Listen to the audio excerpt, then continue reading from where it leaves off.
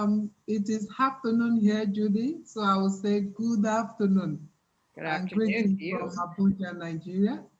Um, my name remains Bose Oladayo, and I've been a member of the Community Advisory Board of the Well Project since 2011. It has been a wonderful journey for me as an advocate and an activist, and it has been a great privilege to work with the Well Project, to also giving me a lot of experiences on the job, career wise. My capacity has been built in different areas, and also going to school to give HIV health talk to young adolescent girls has been a wonderful experience for me. And like I was reading a blog this morning where somebody was sharing about her experience. You don't know how far this work goes. You don't know how far what you're doing, how it's impacting life. But believe me, you are impacting a lot of lives. And for me, that has been my passion, just to put smiles on people's faces. It has been my passion as a woman living with HIV. It has been my passion as an activist that advocate for the less privileged, the voiceless, especially when it comes to do with women and vulnerable children in my community.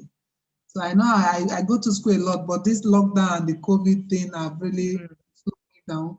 Um, and there are a lot of bureaucracy here. You need this protocol, that protocol for you to be able to achieve your goals. Sometimes it's challenging in this part of the world. So I have some few questions for you, Judy, if you don't mind. The first one on my list, I would like you, if you don't mind, can you tell us about yourself, the journey so far in the world of advocacy, and your research for women and girls? I Sure, know I'd be happy. when I got you're going to be interviewing Judy, I was like, wow. I said she's one woman with many heart of responsibility. And like I said to Krista, I said, I also presume her to be a no-nonsense person. Yeah, So we would like to know you you. see, you know me. Well, thank you so much, Bose. It's really a pleasure. I was thrilled that we got matchmaked together here, match made, whatever the right word is.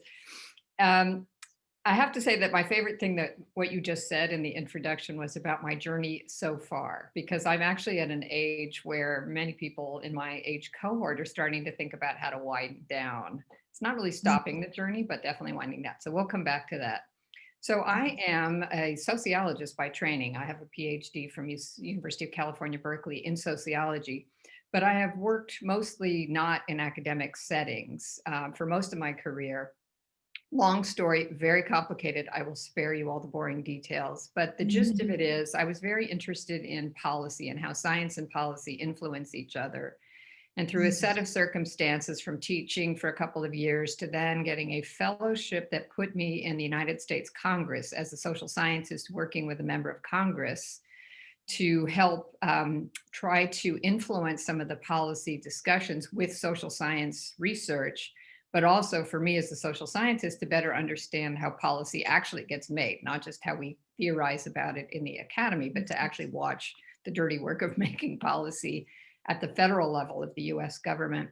And in the course of that work, really I solidified my interest in this kind of focusing on the nexus of science and policy, where the two meet. I've always been a feminist. I came up in graduate school in the early days of feminist scholarship. So I think of myself as a feminist sociologist, meaning that I pay a lot of attention to gender, as you know, and how gender is a very significant organizing principle in all societies everywhere.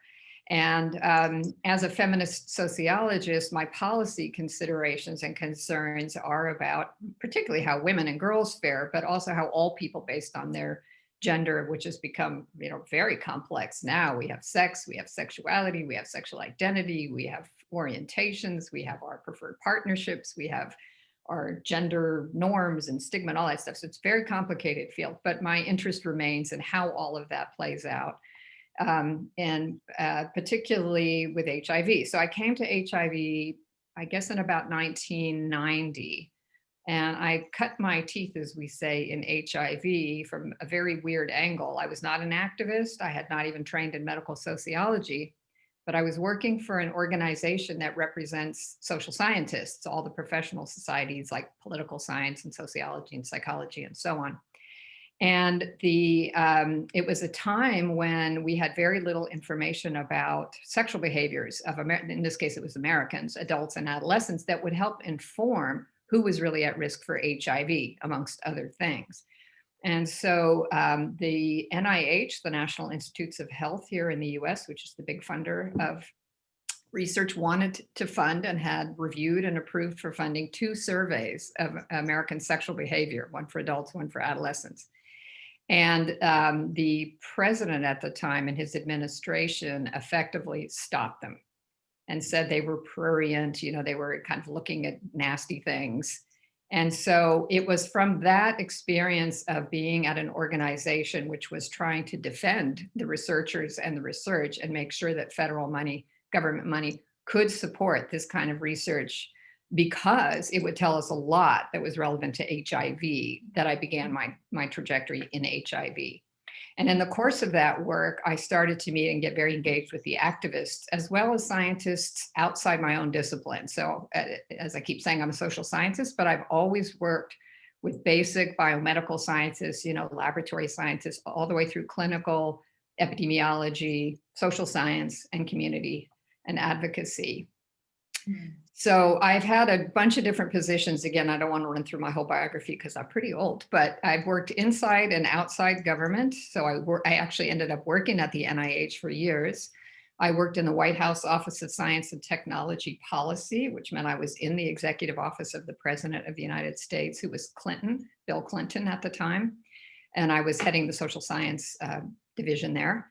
And I've worked at community-based organizations like the San Francisco AIDS Foundation. So I've had this interesting array of official jobs from government, non-governmental organizations, and university and community, which is pretty unique. And most recently, I left about 9 years ago. I stopped working for an organization and started working for myself. I kind of decided I wanted to try being an independent consultant.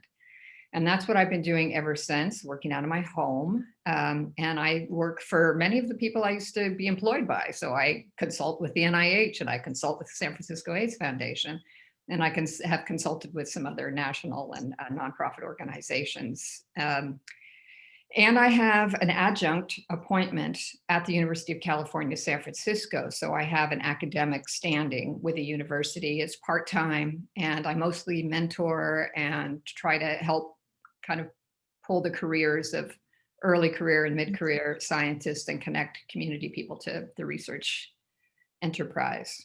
So sorry that was so long-winded, but there's 40 years in there. Wow, 40 yeah, years. I'm probably older than you think. Oh, but you don't look it anyway. Thank you. I was 45 this year. If you say 40 years, then I was like, you were a toddler when you started walking. That's amazing. I told one of my colleagues here in Nigeria, I said, this woman is a woman that has so many hats on her head. And I really am inspired by you. And I believe that a lot of women outside there who are watching this video will be inspired by you, especially the young women and girls outside them. And it's amazing,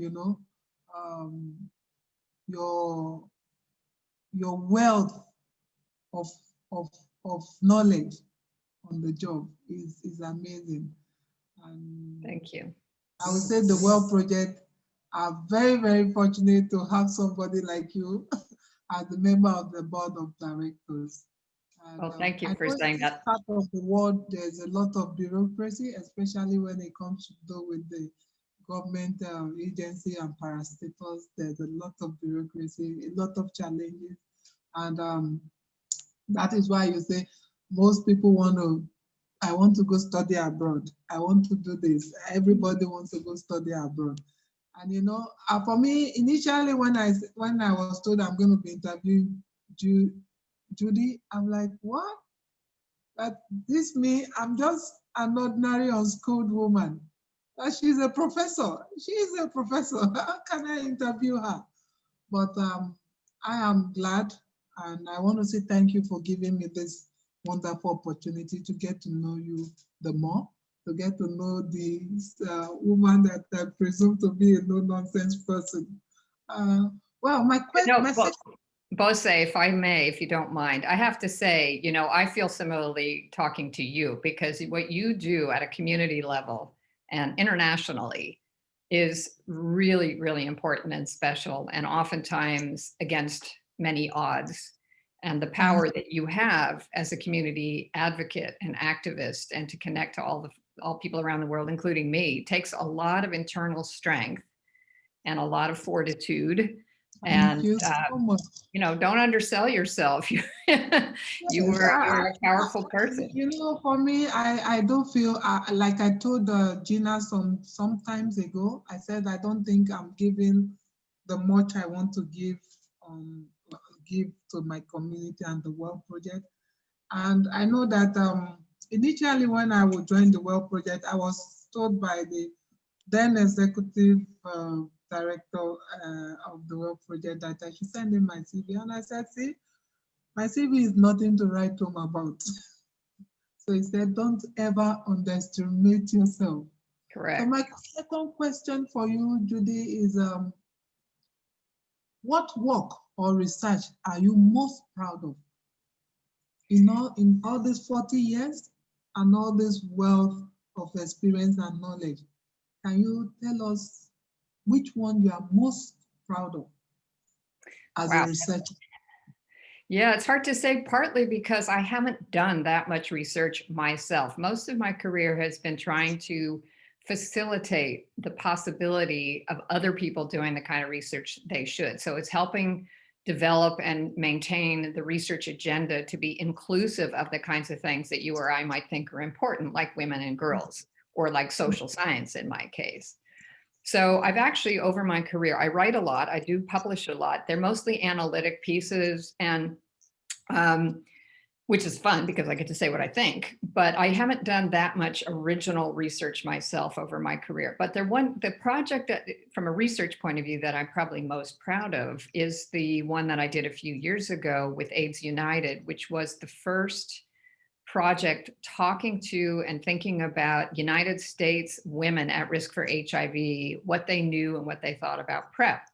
And we did this series of focus group studies, part of which was published. So that was exciting too, is to work with a national organization, not an academic group, but these were community folk, to run a study, analyze the data, and write it up for publication, as well as presentation. We actually had a late breaker at the International AIDS Conference, which is no little deal.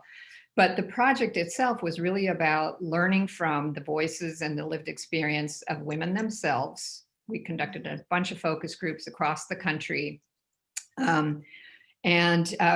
We started those focus groups right before Truvada for PrEP was approved for pre-exposure prophylaxis in the United States. And then we did a second set right afterwards. And the point was to say, there've been these big trials with women around pre-exposure prophylaxis, but none of them included US women, because our incidence rates are very low relative to other countries where you'd have to have huge studies to find an effect. It's, I think you understand the science of this. But what that means is that nobody pays attention to US women and girls, because they think, oh, you're a small proportion of the epidemic and the incidence rate overall is not that high. It's always been about 20% of the total epidemic, or the proportion living with HIV. And people like me felt like, well, just because we're a smaller number doesn't mean we don't count. And we really do need to understand if there's going to be a promising prevention technology. It may not be for everybody, but we kind of have to know, is this something that our women in our country would be interested in and would use? So that was a project that was really great. We worked with community-based organizations. So part of why else I loved it is because it was very much an example of real community-based participatory research. Community people facilitated the focus groups. We had authors, the co-authors who were from community, and so on. So that Women in Prep Study is probably my favorite research project.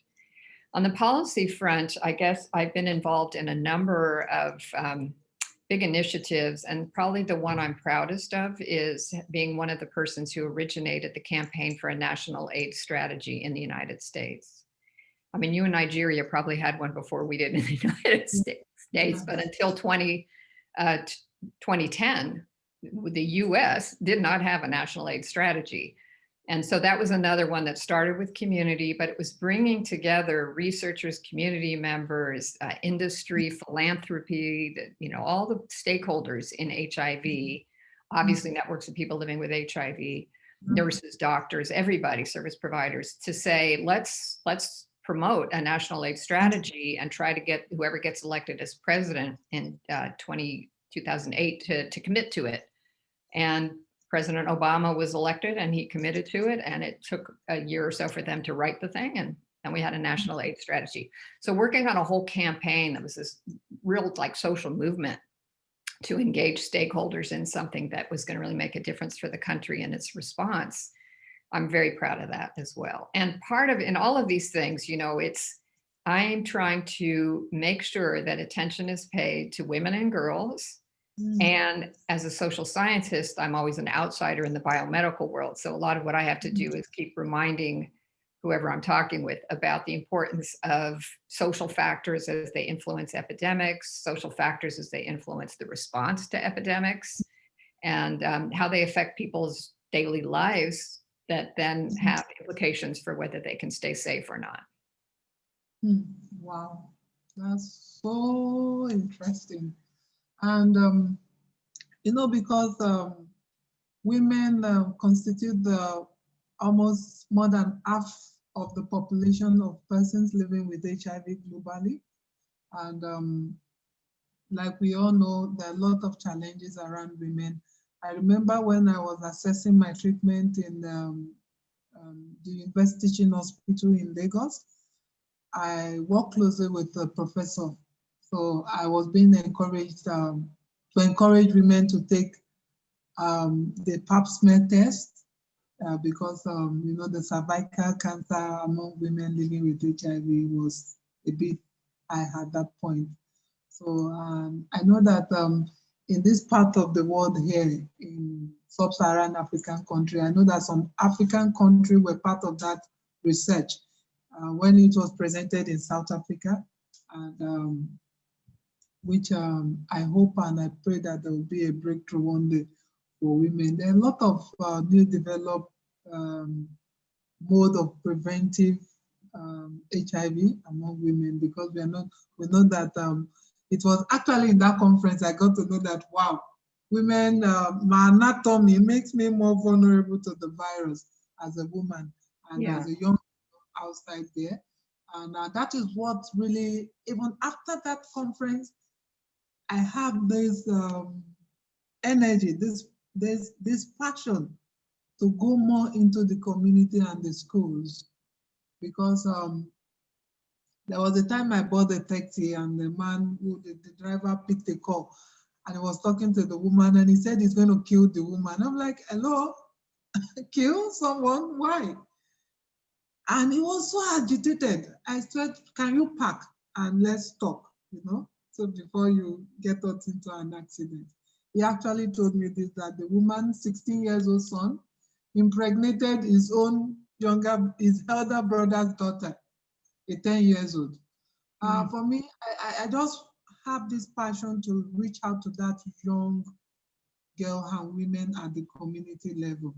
And for you who is doing the academic work, I say thank you so much. And we really appreciate all your knowledge and your contribution so far in this journey of HIV. Well, Bose, it's, sorry, I've got allergies. Thinking about what you do and thinking about what the Well Project is all about, which is how we've come together, over the years.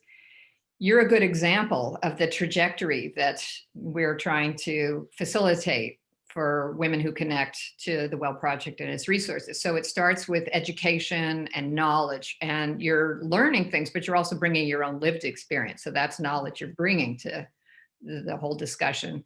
And then for people like me, if I can help contribute to the scientific knowledge that then you can take and use and translate however you wish.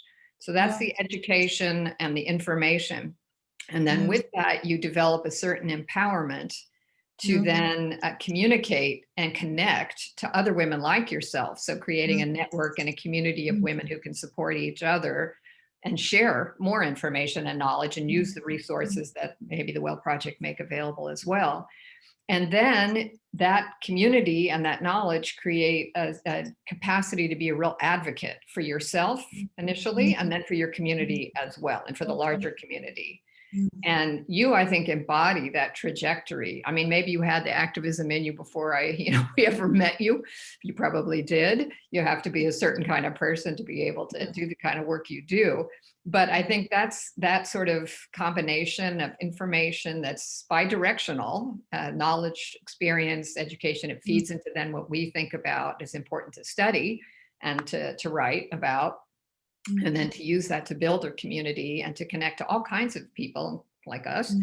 And then to become real serious and significant advocates for your community, which you're obviously committed to doing. So I really admire the work that you do. I can't even imagine all the, you talk about the bureaucracy there, but there's lots of other issues which we may want to talk about. Of course, of course. Judy, in your opinion, what do you think is the biggest obstacle for combating the HIV epidemic among women and girls? And what do you think is the key to addressing this obstacle? Because I'll go back to what I said earlier on. Women,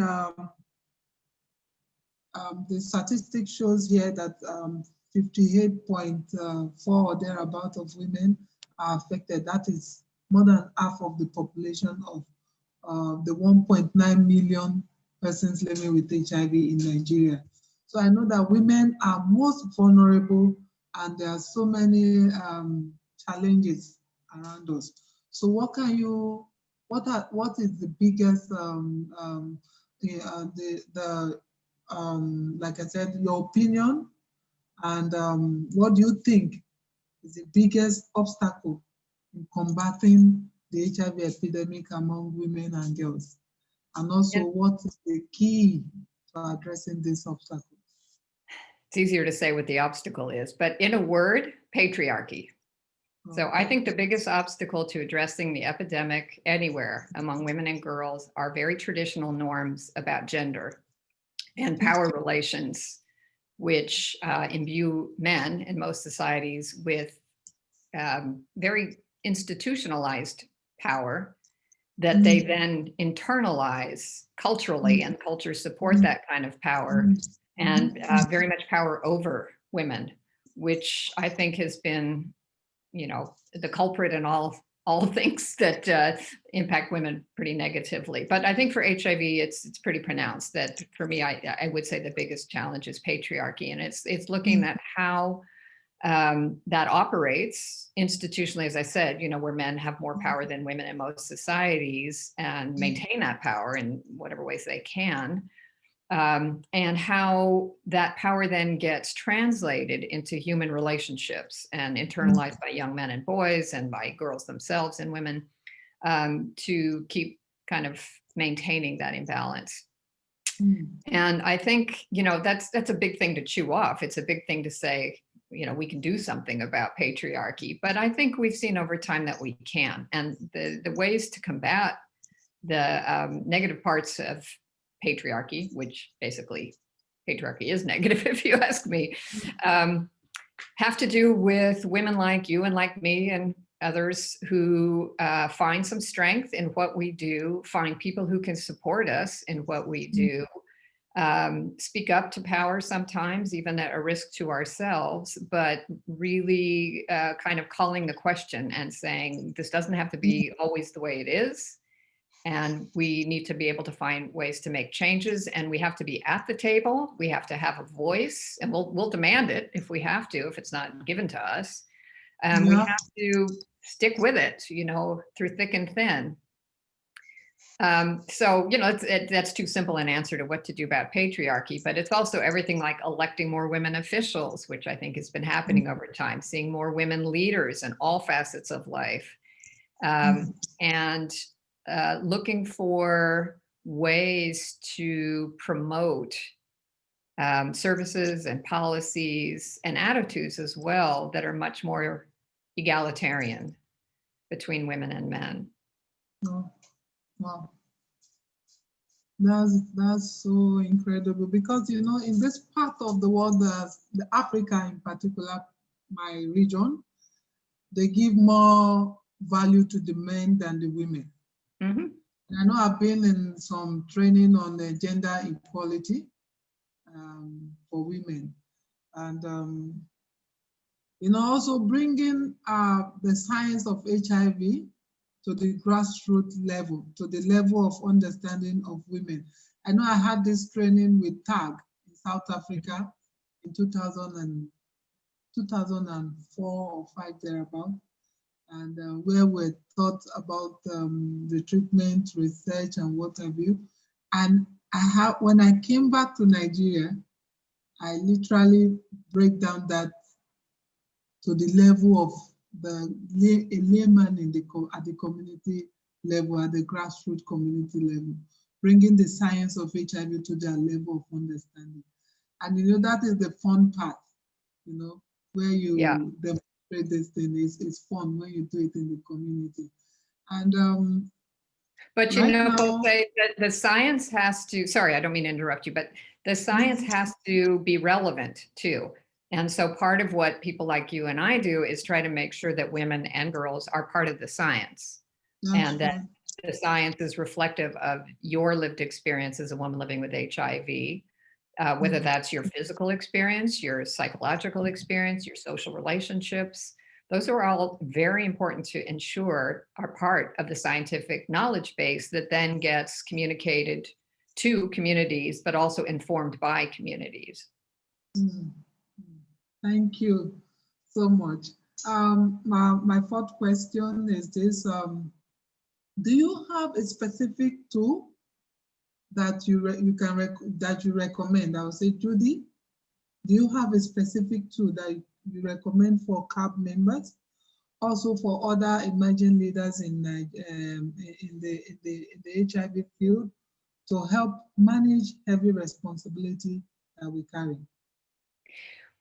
If you don't mind, I'm going to turn this back to you and say, what are the heavy burdens that you carry? Like, tell me about what it is that you're carrying every day when you do the work that you do, or live the life that you live. For me, one is the resource in terms of the working tools, the mobilization. I knew during the lockdown, I was part of the community pharmacist, where I go to some clinic here in Abuja. I get the list of those women who have not come for clinic, who have not accessed treatment because of the lockdown, who cannot come to the clinic to access treatment. So what I do basically is I get their contact from the hospital call them, then I get the medication I take to their houses. So for me, I travel by bike for hours. Because of the lockdown, there was no vehicle, so I have to be on a public bike for hours to reach out to a woman at that community just to pass her ARVs to her. And at the course of this, I met some women who are passing through a lot. The economic challenge is huge. Will you call it the social economic challenge now? Because I met a woman who literally stopped her ARVs by herself without any consultation, and she was practically dying. She has failed, the treatment has failed, and nobody even knew because she couldn't have access to go out to the clinic because of the economic challenge she was having. She was having financial challenges. You go to some homes, they'll tell you that you brought medication. What am I going to eat? You're asking me to take this medicine. So what am I going to feed with? So that has been a big challenge. And I knew that some years back, I worked with an NGO called Good Neighbors Foundation, and we're getting funds from Chevron.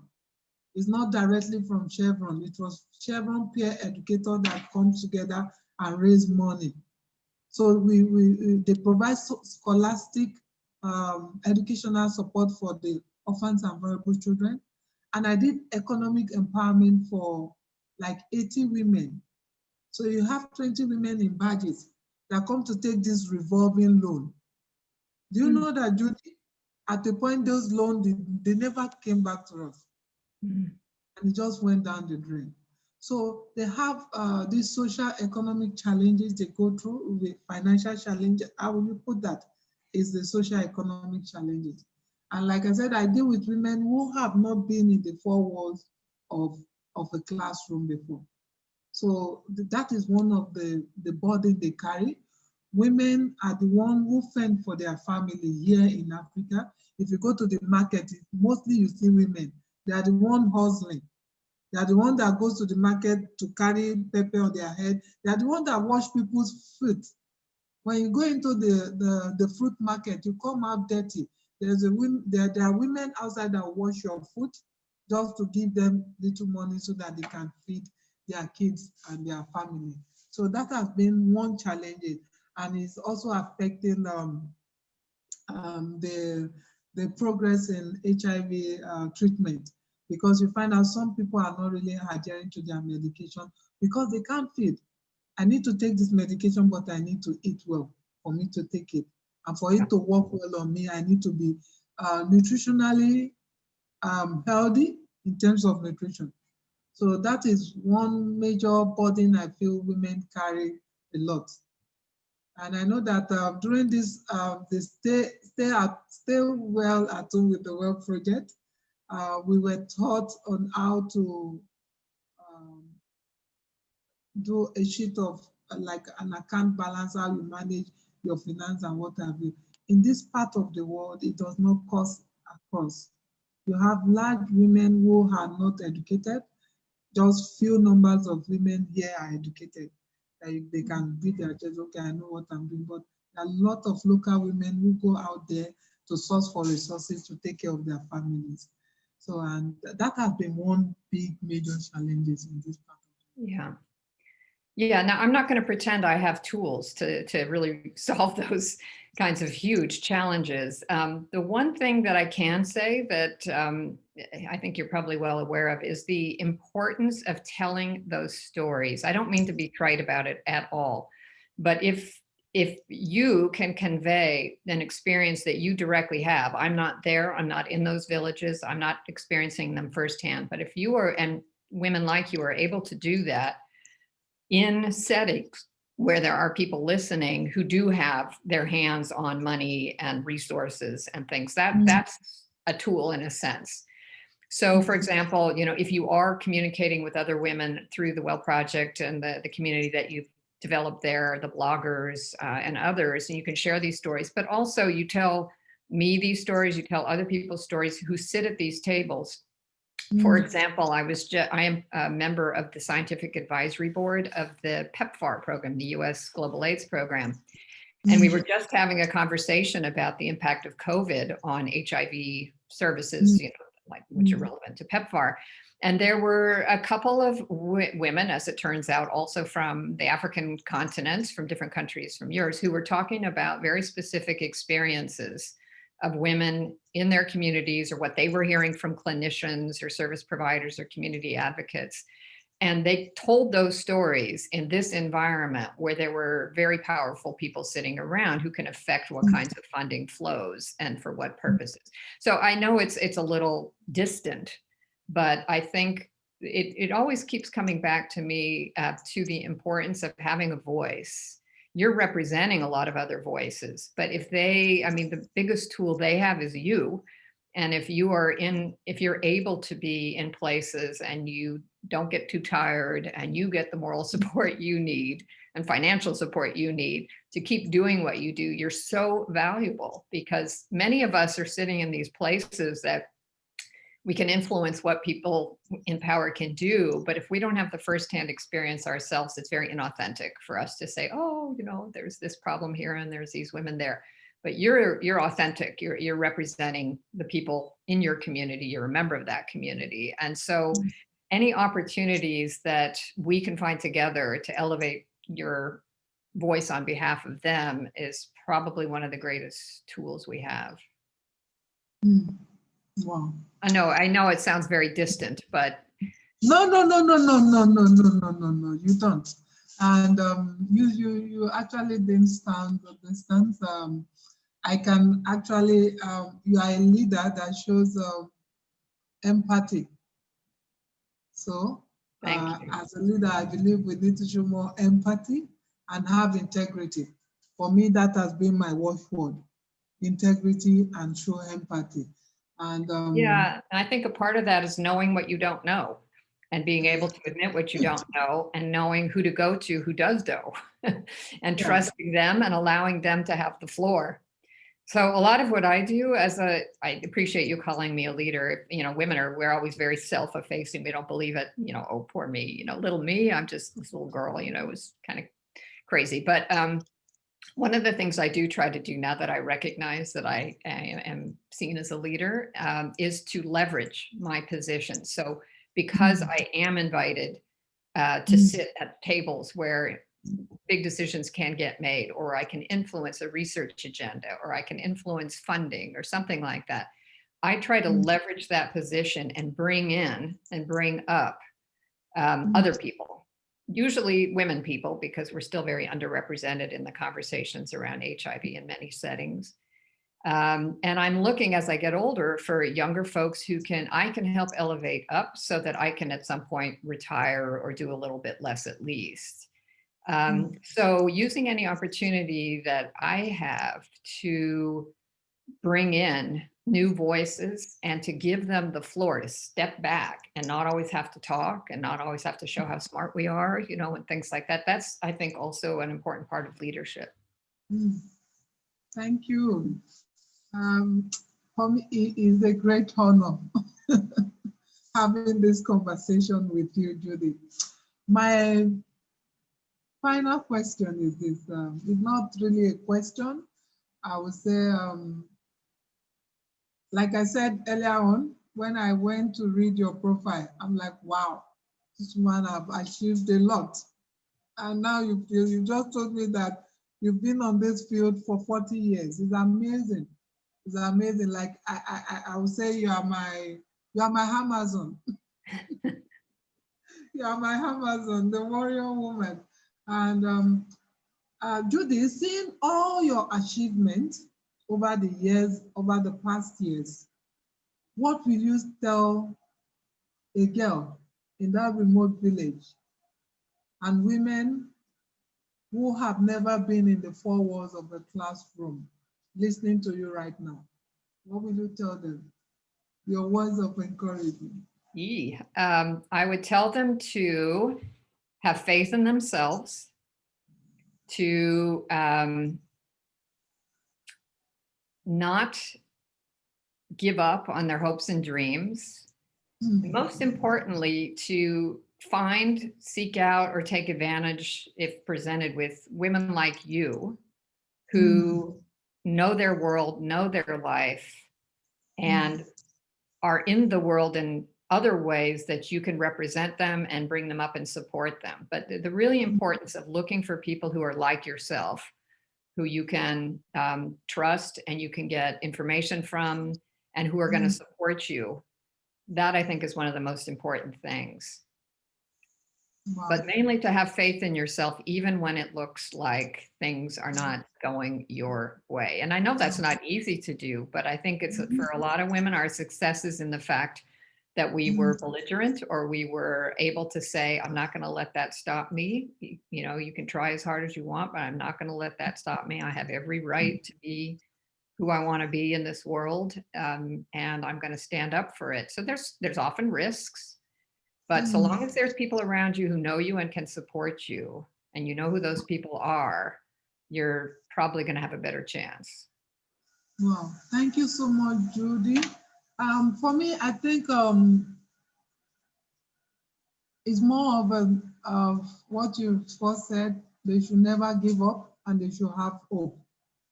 Yeah. And I remember vividly of recent, I was called at home by one of my colleagues. They said they have a case they want me to handle for them. And there's this young woman, a single parent, who just probably, she has been on treatment over the years. And I think because of her HIV status, she lost her job.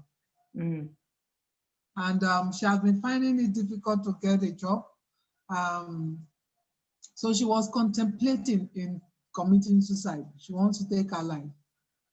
That she is the one that, she's the only one that provides for her family. She has a child she needs to take care of.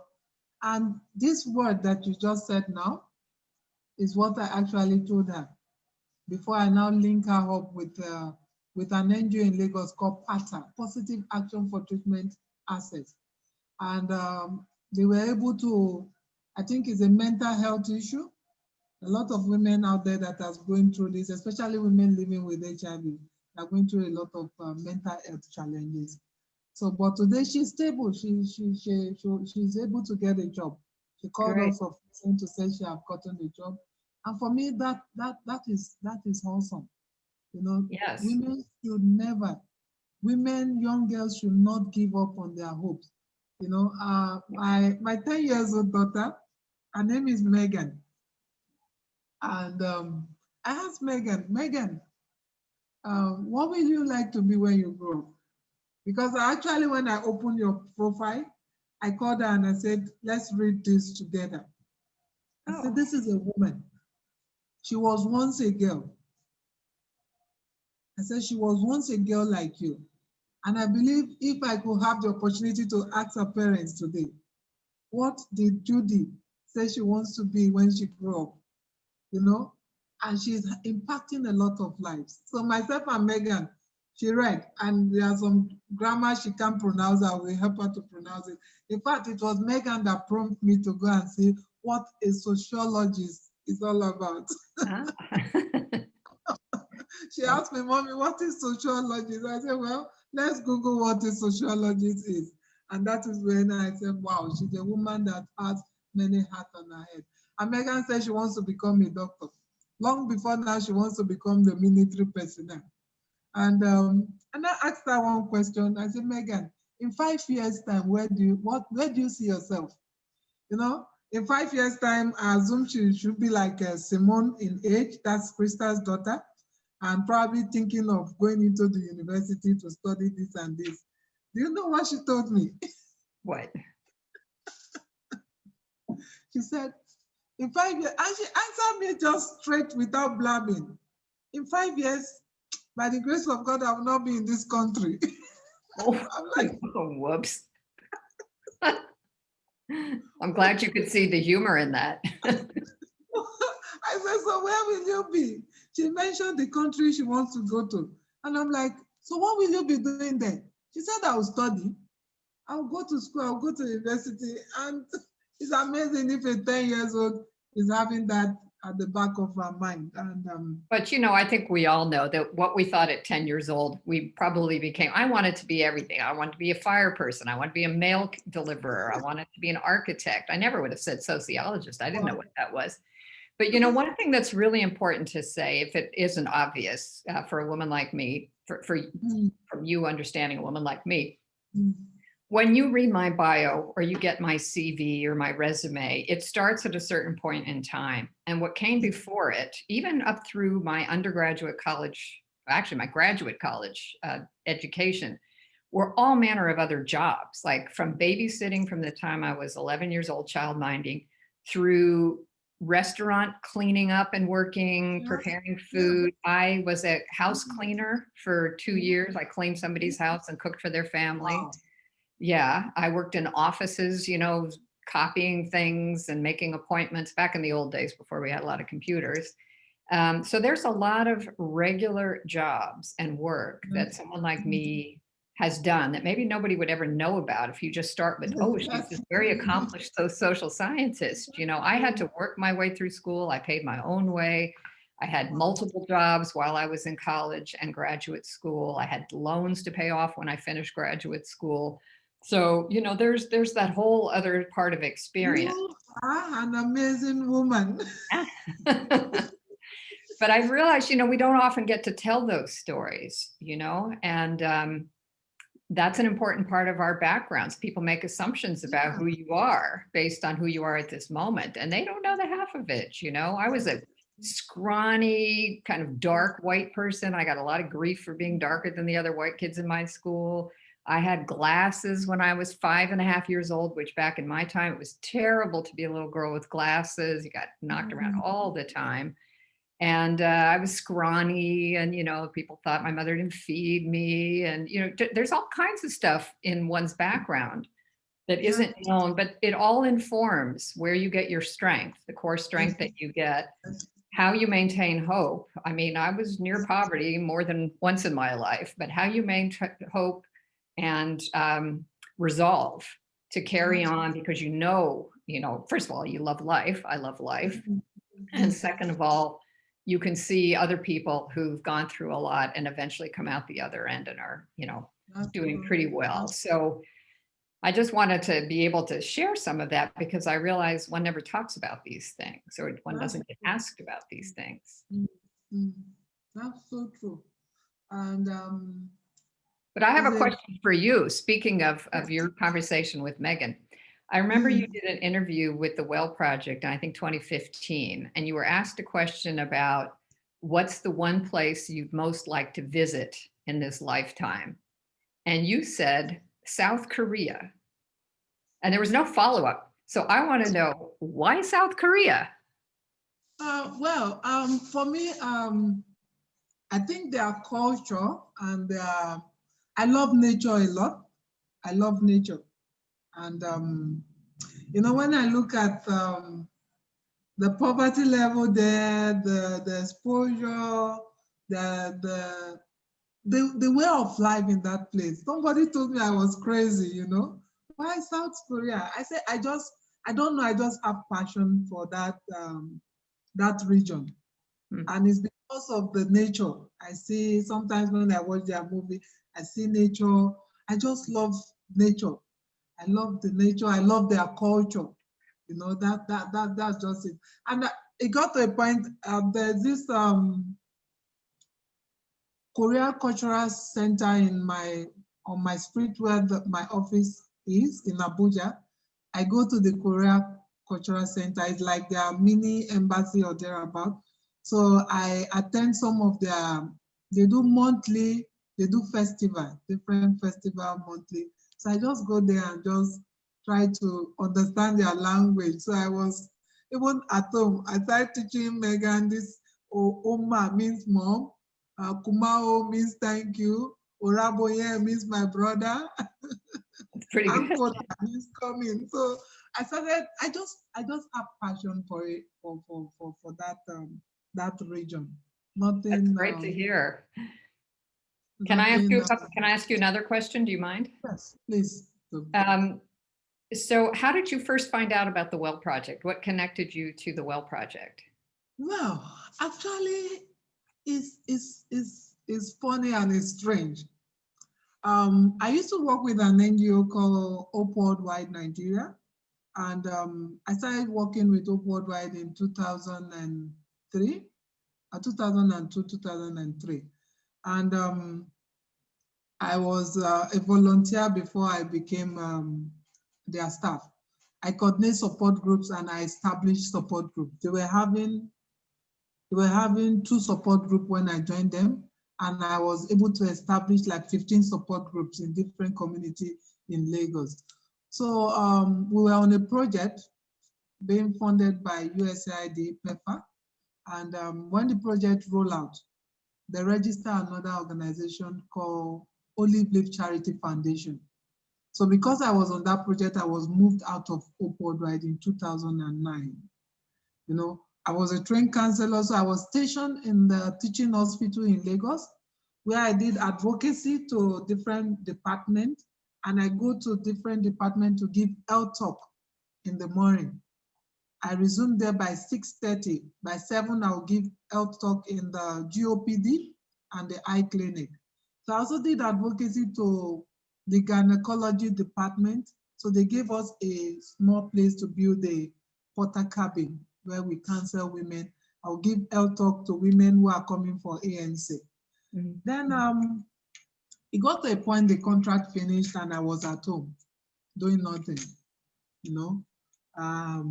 I was just at home, no hope of getting any job or what have you. And somebody called me.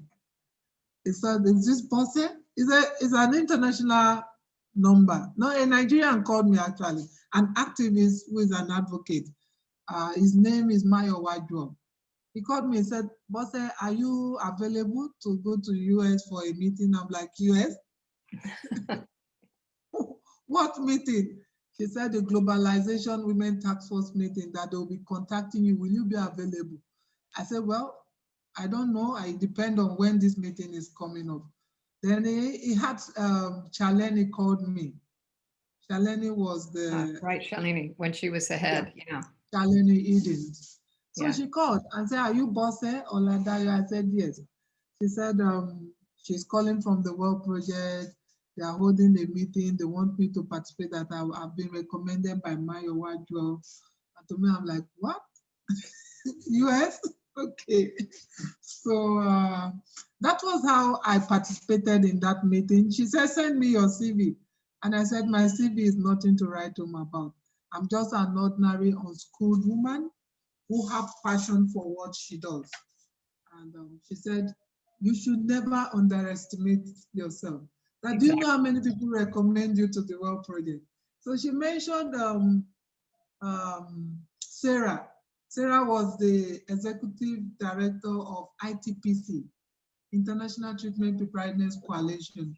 So I met Sarah once in Uganda because I was a CRP for 6 years. I was on a community review panel for ITPC, ICW.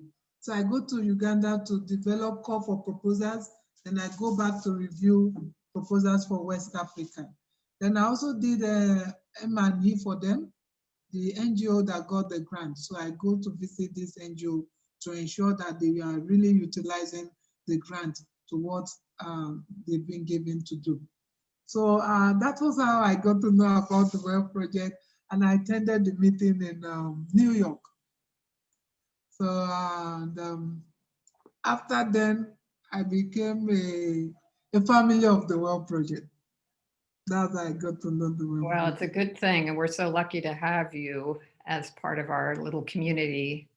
And you've been Thank with you. us for a long time. I say us because I'm on the board, as you probably Yes, mentioned at the yes, beginning, and yes. very committed to the Well Project. And it's just great. I think to see you over all these years, and I hope that you found that what we make available is of use to you and your community. It seems like it is. Yeah, so let me just say what a deep pleasure it's been to see you again, Bose, and to talk with you. And I understand you're having some technical difficulty at your end now with the sound. So I'm talking more than I otherwise would.